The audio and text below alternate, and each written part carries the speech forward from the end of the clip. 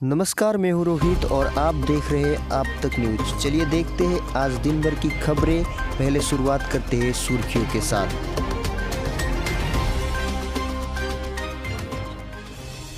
IIT Delhi के दीक्षांत समारोह में हिस्सा लेंगे प्रधानमंत्री नरेंद्र मोदी। विश्वविद्यालय अनुदान आयोग ने देश में विश्वविद्यालय और कॉलेज खोलने के लिए दिशा निर्देश जारी किए। सूचना प्रौद्योगिकी से जुड़े उद्योगों को प्रोत्साहन देने के लिए केंद्र सरकार का अहम फैसला। तेलंगाना में डेटा सेंटर्स के लिए अमेज़न करेगी 20,000 करोड़ से ज़्यादा का निवेश। कोरोना के बढ़ते केसों की वजह से कई जगह हॉस्पिटल बेड फुल, मामले 84 लाख के पार। अब आईटी कर्मचारी हमेशा के लिए कर सकेंगे घर से काम, सरकार ने नियमों को बनाया आसान। जम्मू कश्मीर में 12 घंटे चले एनकाउंटर में सुरक्षा बलों ने पंपोर में एक आतंकी को मार गिराया। दिल्ली में बिगड़ती जा रही हवा की सेहत, कई इलाकों में AQI 400 के पार। कई देशों को कोरोना वैक्सीन की आपूर्ति करेगा भारत, स्टोरेज में भी करेगा मदद। चलिए अब खबर को विस्तार से देखते हैं। आईआईटी दिल्ली के दीक्षांत समारोह में हिस्सा लेंगे प्रधानमंत्री नरेंद्र मोदी। शिक्षा मंत्री रमेश पोखरियाल निशंक और शिक्षा राज्य मंत्री संजय धोत्रे दीक्षांत समारोह में व्यक्तिगत रूप से मौजूद रहेंगे। इस बार ये दीक्षांत समारोह संस्थान के डोगरा हॉल में सीमित लोगों की मौजूदगी में आयोजित किया जा रहा है। उपाधि प्राप्त करने वाले छात्रों, उनके अभिभावकों, विशिष्ट पूर्व छात्रों, आमंत्रित अतिथियों तथा अन्य लोगों को कार्यक्रम में ऑनलाइन वेबकास्ट के माध्यम से शामिल किया जाएगा। विश्वविद्यालय अनुदान आयोग UGC ने देश में विश्वविद्यालय और महाविद्यालयों को फिर से खोलने के लिए दिशा निर्देश जारी किए हैं।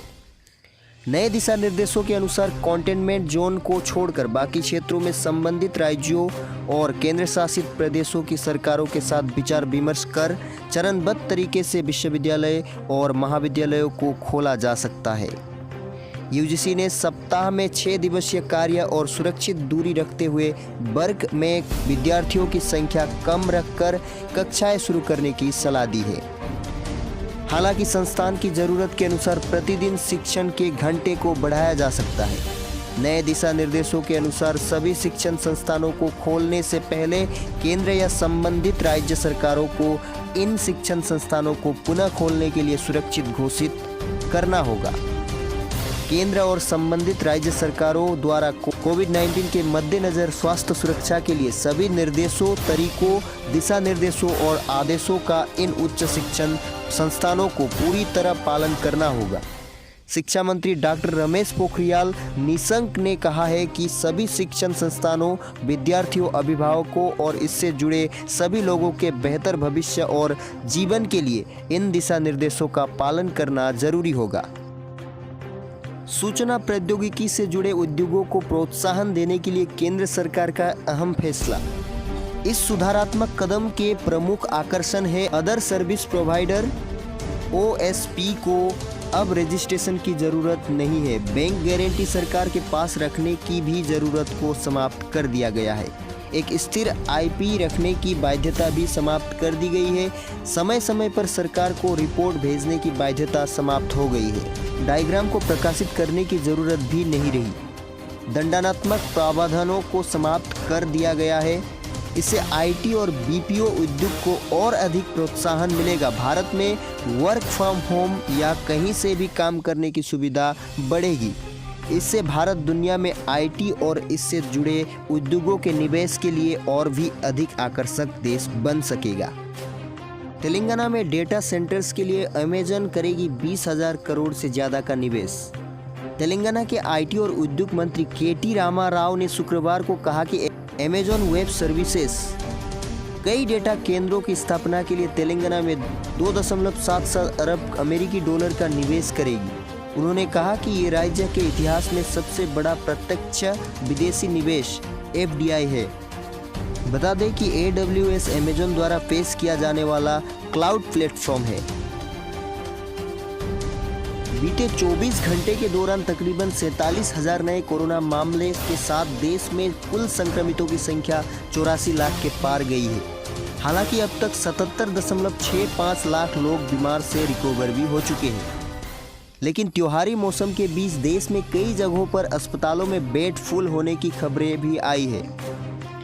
केंद्र स्वास्थ्य मंत्रालय के मुताबिक अब देश में कोरोना का रिकवरी रेट 92.32% हो चुका है। देश में महामारी की वजह से 1,24,985 लोगों ने जान गंवाई है। हालांकि केस फर्टिलिटी रेट 1.49 ही रह गई है। जयपुर के अस्पताल में बेड की कमी। इस वक्त पूरे देश में कोरोना के एक्टिव केस करीब 5,20,000 है।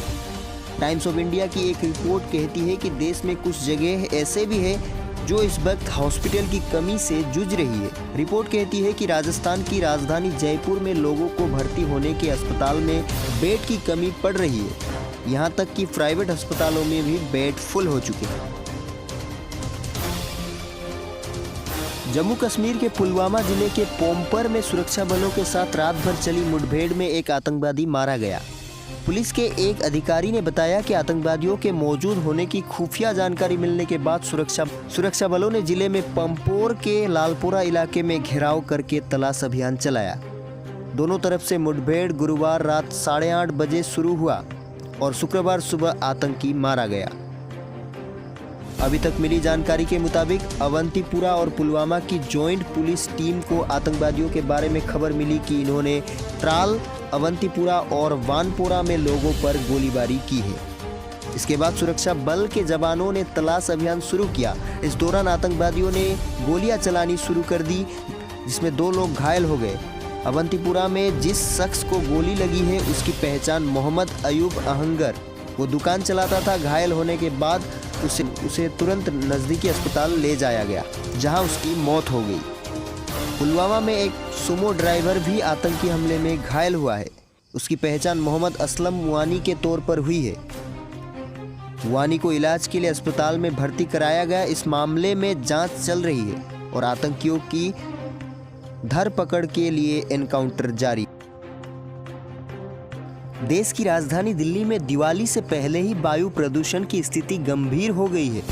शहर के कई इलाकों में हवा की गुणवत्ता ऐसी नहीं रही कि उसमें सांस भी ली जा सके। दिल्ली के कई जगहों पर एयर क्वालिटी इंडेक्स या हवा की गुणवत्ता गंभीर श्रेणी में पहुंच चुका है। शुक्रवार सुबह दिल्ली के आनंद विहार इलाके में AQI 422 के पार तक पहुंच गया। ये स्थिति बच्चों और बुजुर्गों के स्वास्थ्य के लिए बेहद बुरा है। आनंद विहार के साथ साथ दिल्ली के RK पुरम में AQI 407, द्वारका में 421, सेक्टर 8 और बवाना में AQI 430 पहुंच गया। दिल्ली में सर्दियों के मौसम में वायु प्रदूषण की स्थिति बेहद गंभीर हो जाती है। हालत यहाँ तक पहुँच जाते हैं कि सांस लेना तक मुश्किल हो जाता है। इससे खास तौर पर बुजुर्ग और बच्चे सबसे ज़्यादा प्रभावित होते हैं। उनका स्वास्थ्य बिगड़ने का खतरा उत्पन्न हो जाता है। उल्लेखनीय है कि 0 और 50 के बीच AQI को अच्छा, 51 और 100 के बीच संतोषजनक और 101 और 200 के बीच मध्यम और 201 से 300 के बीच खराब, 300 से 400 के बीच बेहद खराब और 401 से 500 के बीच गंभीर माना जाता है। लेकिन पिछले कुछ दिनों से दिल्ली समेत नोएडा, ग्रेटर नोएडा, गाजियाबाद, गुड़गांव और फरीदाबाद में वायु प्रदूषण ने लोगों को जीना मुश्किल कर दिया है। भारत कोरोना वायरस वैक्सीन बनाने की दिशा में तेजी से आगे बढ़ रहा है। सरकारी वैज्ञानिकों के मुताबिक फरवरी 2021 में देश को कोवैक्सीन मिल सकती है। कोरोना वैक्सीन के बारे में जानकारी देते हुए विदेश सचिव हर्ष वी श्रृंगला ने कहा, हम अपने कुछ साथी देशों के साथ कोरोना वैक्सीन के ट्रायल के संचालन की संभावना तलाश रहे हैं। हम वैक्सीन के विकास के क्षेत्र में अनुसंधान सहयोग के लिए भी उत्सुक हैं। न्यूज एजेंसी ANI के मुताबिक श्रृंगला ने कहा, वैक्सीन आपूर्ति प्राप्त करने के लिए कई देश हमसे संपर्क कर रहे हैं। सरकार ने टेक्नोलॉजी इंडस्ट्री के लिए वर्क फ्रॉम होम और वर्क फ्रॉम एनीवेयर की सुविधा को स्थायी और आसान बनाया है। सरकार ने बिजनेस के प्रोसेस आउटसोर्सिंग और आईटी आधारित सेवाएं देने वाली कंपनियों के लिए दिशा निर्देशों को सरल करने की घोषणा की, जो कर्मचारियों के स्थायी रूप से घर से काम करने की सुविधा देगा। गुरुवार को दूरसंचार विभाग के इस फैसले पर प्रधानमंत्री नरेंद्र मोदी ने कहा कि इससे युवा इस सेक्टर में आने के लिए प्रोत्साहित होंगे। नए नियम से कंपनियों के लिए घर से काम करने और कहीं से भी काम करने के लिए अनुकूल माहौल बनेगा। कंपनियों के लिए समय समय पर रिपोर्टिंग और अन्य प्रतिबद्धताओं को समाप्त कर दिया गया है। एक आधिकारिक विज्ञप्ति में कहा गया कि इसका उद्देश्य उद्योग को मजबूती प्रदान करना है।